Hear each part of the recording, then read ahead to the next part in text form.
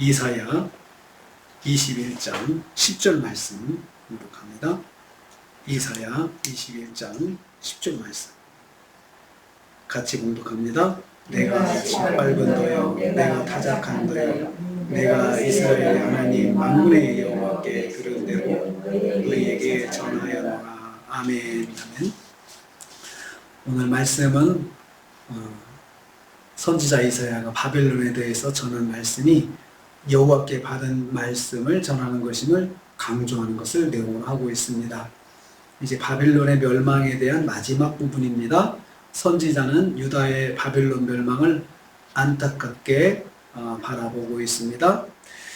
내가 짓밟는 너여, 이 말은 직역하면은 좀 내용이 다릅니다. 직역하면 짓밟힌 나의 결애여, 나의 동포여, 이런 뜻입니다. 그러니까 유다가 그 바벨론에게 멸망당하는 그 상황을 아주 안타깝게 바라보는 표현입니다.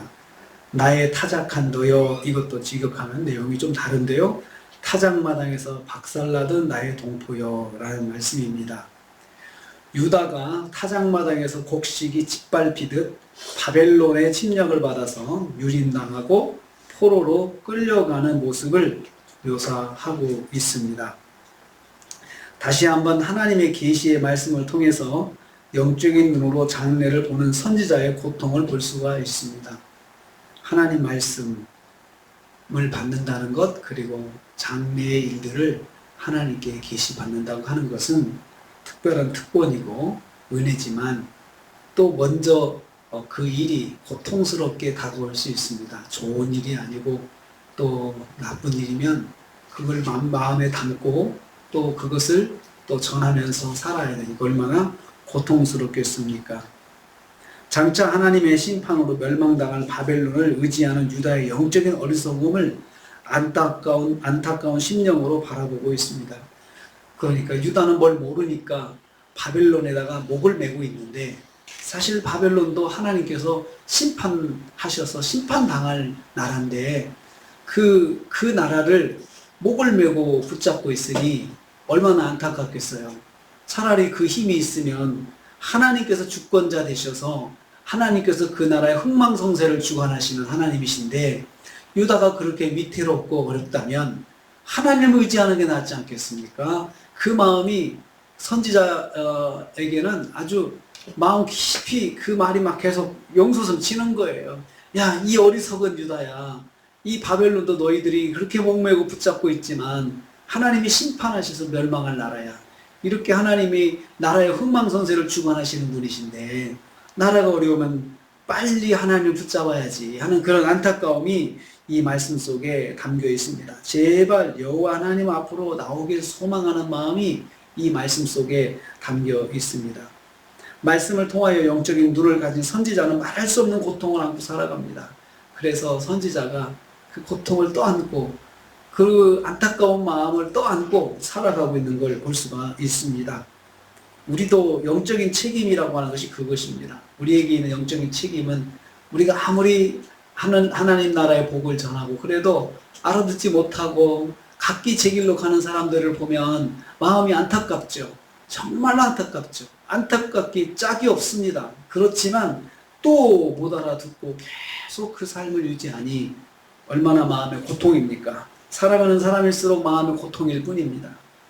두 번째로 선지자의 하나님은 어떤 하나님이신지 고백하고 있습니다. 이스라엘의 하나님, 만군의 여호와, 이렇게 고백하고 있습니다. 먼저 이스라엘의 하나님은 이스라엘의 소유된 하나님이라는 뜻입니다. 하나님께서 이스라엘 것이야.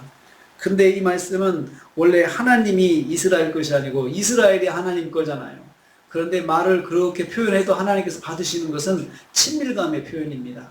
정말 하나님께서 우리의 하나님이시다.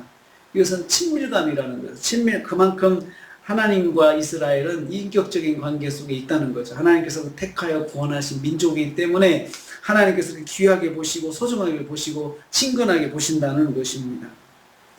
이스라엘을 인격적으로 사랑하시는 하나님이심을 의미합니다. 언제든지 만나고 아버지라 부를 수 있는 하나님이 바로 이스라엘의 하나님이라는 거죠. 이스라엘에게는 그런 하나님입니다. 그러니까 어려울 때 언제든지 하나님을 찾아 만나고 하나님께 부르짖으면 되는데 그걸 못하고 있으니까 안타까운 거죠. 하나님은 그렇게 이스라엘에게 친밀하게 그렇게 이스라엘을 대하시는데 이스라엘은 자꾸 대면 대하니까 얼마나 선지자가 볼 때 안타깝겠습니까? 하나님 만군의 여호와라고 또 소개하고 있습니다. 만군의 여호와라는 왕 중의 왕이신 하나님이십니다. 그러니까 세상의 왕들이 많지만 그 왕들 위에 계신 하나님, 그러니까 온 세상을 통치하시는 왕들도 하나님의 통치권 아래에 있는 그 높으신 하나님이라는 그런 뜻입니다. 세상의 모든 주권자 중에 최고의 주권자이신 하나님을 의미합니다. 하나님께서 온 세상의 왕들을 통치하시는 하나님이심을 선포하는 말씀입니다. 우리 하나님은 나를 사랑하시는 온 세상의 주권자이십니다. 하나님께서 온 세상의 주권자이신데 나를 사랑하시는 하나님이십니다. 얼마나 우리에게 영광스럽습니까? 저와 여러분은 나의 하나님은 어떤 하나님이라고 고백하십니까? 선지자는 이스라엘의 하나님 만군의 여호와라고 고백했는데 우리는 어떤 하나님입니까? 세 번째로 선지자는 여호와께 들은 대로 전하였다고 했습니다. 내가 너희에게 전하였다라고 했습니다. 이 말은 선지자가 전한 말씀이 자신의 개인적인 말이 아니고 자기 사사로운 생각이 아니고 자기가 개인적인 감정으로 말하는 것이 아니라 선지자가 스스로 사적으로 말하는 것이 아니라 하나님께 받은 대로 전하는 것이다. 이것을 강조하고 있습니다. 여호와께서 주신 말씀만 전하고 있다는 뜻입니다. 선지자는 여호와의 말씀을 전하는 스피커라는 뜻입니다. 그래서 말씀을 전하는 주의 종은 스피커입니다. 하나님의 말씀을 받아서 전하는 스피커죠. 그러니까 중요한 것은 먼저 하나님의 말씀을 받는 게 중요합니다. 하나님께서 뭐라고 말씀하셨나 그 말씀을 먼저 듣고 그 들은 대로 하나님의 말씀을 전하는 것이 바로 들은 대로 전하는 것입니다. 이사야 선지자는 여호와께 들은 말씀을 가감없이 전하였습니다. 자신도 현재 상황으로 볼 때 받은 말씀을 이해할 수는 없었을 것입니다. 아니 저런 바벨론이 멸망한다고 이제 강대국으로 성장하고 있는데 저 나라가 망한다는 것이야? 생각해 보면 이게 정말 일어날 수 있는 일인지 자꾸 자기 자신도 생각해 보면 말이 이해가 안 될 것입니다. 그렇지만 하나님께서 주신 말씀이기 때문에 받은 대로 전한 것이죠. 믿음으로 전한 것입니다. 선지자의 사명은 여호와께서 전하라고 하신 말씀만 전하는 것이 선지자의 사명임을 알 수가 있습니다. 오늘 우리는 받은 자의 고통, 말씀을 깨달은 자의 고통, 그 말씀대로 살아가고 그 말씀을 전할 때 그 말씀을 이해하지 못하고 말씀대로 따라오지 못하는 사람들을 보는 안타까운 마음이 그 말씀을 받은 자의 고통이다 했습니다. 또 말씀을 받은 자의 사명은 받은 대로 전하는 것입니다. 주 예수를 믿으라 그러면 너와 내 집이 구원을 받으라 라고 하는 그 말씀을 전하라 했으면 전하는 것이지요. 전하는 것이지요. 오늘 우리가 하루를 삽니다. 우리가 받은 말씀대로 또 순종하며 사는 것 즐거운 일만은 아닙니다. 때로는 고통이 있을 수 있습니다. 또 우리가 받은 대로 전할 때 이해는 되지 않지만 하나님께 주셔서 전할 때가 있습니다. 받은 대로 전하는 그 사명이 우리한테 있습니다.